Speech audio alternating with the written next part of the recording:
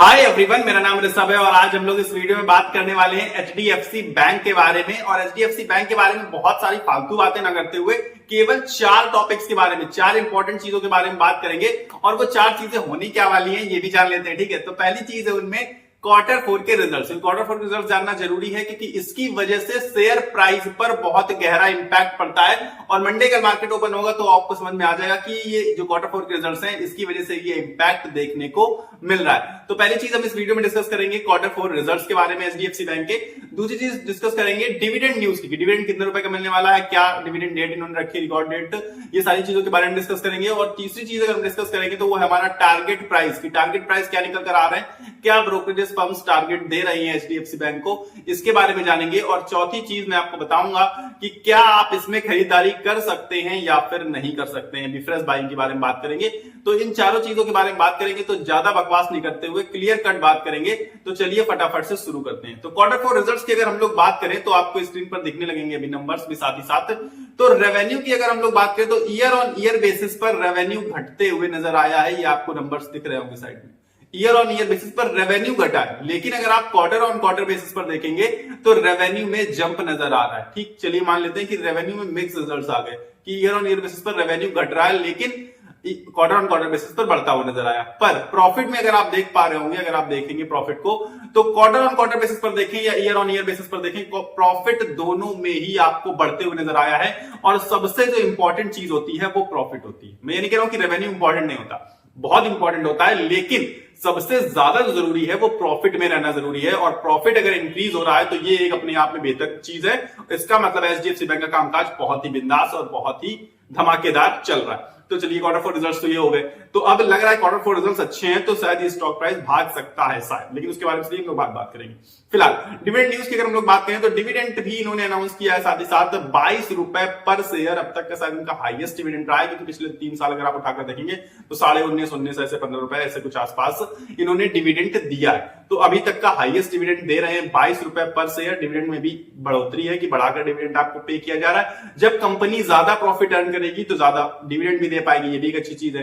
तो डिविडेंड 22 रुपए पर शेयर दिया जा रहा है और जिसके लिए रिकॉर्ड डेट रखी गई है 27 जून की। 27 जून की रिकॉर्ड डेट इस बार इन्होंने थोड़ी सी लंबी खींच दी है, उसका रीजन मैं आपको बताऊंगा कि क्यों खींची गई है, लेकिन 27 जून रखी गई है। और अगर आप पिछले 3 साल उठाकर देखेंगे तो हर बार रिकॉर्ड डेट मई में ही थी। 3-4 साल पिछले उठाकर देखिए तो हर बार रिकॉर्ड डेट इन्होंने मई में ही रखी है। तो इस बार इन्होंने जो रिकॉर्ड डेट को आगे एक्सटेंड किया है, इसके पीछे इनकी बहुत ही अच्छी सोची समझी साजिश है और चाल है, क्योंकि अभी मैं उसको अभी एक्सप्लेन करने की कोशिश करूंगा आपको कि ये रिकॉर्ड डेट जून में क्यों रखी गई। फिलहाल आप डिविडेंड की न्यूज तो आपको समझ में आ गई होगी कि 22 रुपए पर शेयर डिविडेंड मिलने वाला है। और अगर आपके पास 27 जून या 27 जून के पहले तक आपके पास वो स्टॉक है तो आपको भी डिविडेंड मिलेगा। ठीक है, अब आगे बात कर लेते हैं टारगेट प्राइस की। तो फर्स्ट टारगेट जो निकल कर आ रहा है इस स्टॉक में एचडीएफसी बैंक में, तो 2000 का पहला टारगेट है। और अगर हम सेकंड टारगेट की बात करें तो वो है हमारा 2100 का टारगेट, क्योंकि आप सबको पता है कि देखिए काफी टाइम से एक लूप में चल रहा था, वो लूप क्रॉस किया उसने 17-1800 वाला, 1300 17-1800 वाले के बीच में फंसा हुआ था 3-4 सालों से। वो सारे लूप्स क्रॉस कर दिए आज, मतलब आज का मतलब है कि अभी, और अब शायद ये आगे बढ़ने के लिए तैयार है। तो अब वही अगला हमारा टॉपिक है कि क्या हमें खरीदारी करनी चाहिए अभी, शुड बी बाय नाउ। तो मैं कहूंगा कि देखिए बहुत टाइम के बाद इस लूप के बाहर आया है ये स्टॉक, तो इसका मतलब है कि ब्रेकआउट दिया और बहुत अच्छा ब्रेकआउट है, तो मेरे हिसाब से स्टॉक भाग सकता है।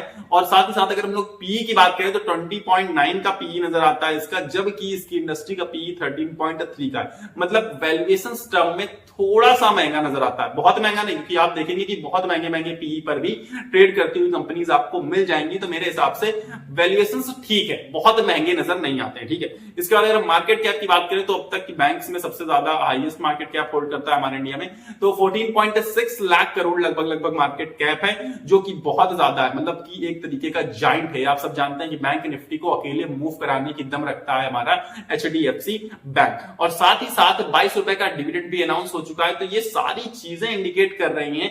और अब आपको पता है कि गिरावट का टाइम भी ओवर हो चुका है, मार्केट ने बाउंस बैक दिखा दिया है, मार्केट भागने के लिए तैयार है और मार्केट अब भागेगा। तो मेरे हिसाब से ये सारी चीजें इंडिकेट कर रही हैं कि ये स्टॉक भी भागने वाला है, तो हमें इसमें खरीदारी करनी चाहिए। मुझे ऐसा नजर आ रहा है साफ साफ कि ये टारगेट प्राइस भी आपको 2000 और 2100 वाले टारगेट प्राइस आपको ये डिविडेंड डेट की जो रिकॉर्ड डेट है जून तक में, तब तक आपको अचीव होते हुए नजर आ जाएंगे। अब बात कर लेते हैं कि इन्होंने मई की जगह जून में क्यों डिविडेंड डेट रखी है। उसका रीजन है कि देखिए अब मार्केट भागने लगा, तो अब इसका इन्हें फायदा मिलेगा। और जो रिकॉर्ड डेट होती है तब तक इन्वेस्टर्स कैच करना चाहते हैं ताकि उन्हें डिविडेंड मिल सके, डिविडेंड का फायदा मिल सके। तो इसलिए उन्होंने डिविडेंड डेट इतनी आगे रखी है, रिकॉर्ड डेट, ताकि ज्यादा से ज्यादा इन्वेस्टर्स उसको कैच करने की कोशिश करें और इसकी वजह से बाइंग होगी स्टॉक में, और जब स्टॉक में बाइंग होगी तो ऑटोमेटिकली स्टॉक प्राइस इंक्रीज होते हुए आपको नजर आएगा। यानी कि ये स्टॉक आपको बंपर रिटर्न्स देने वाला है आगे के कुछ समय में। ये चीज इस चीज को इंडिकेट कर रही है। अब आप समझ चुके होंगे कि अप्रैल में भी हम लोग हैं तो 2 महीने में रिकॉर्ड डेट में है, तो इसका मतलब है कि इन 2 महीनों में आपको 8 से 10% का रिटर्न लगभग मिलते हुए इजीली नजर आ जाएगा, क्योंकि अब मंदी का समय भी चला गया है, अब गिरावट का समय ओवर हो चुका है, अब मार्केट भी भागने के लिए तैयार है। तो एचडीएफसी बैंक भागने के लिए तैयार है। अगर बैंक निफ्टी उठेगा तो एचडीएफसी 100% उठेगा।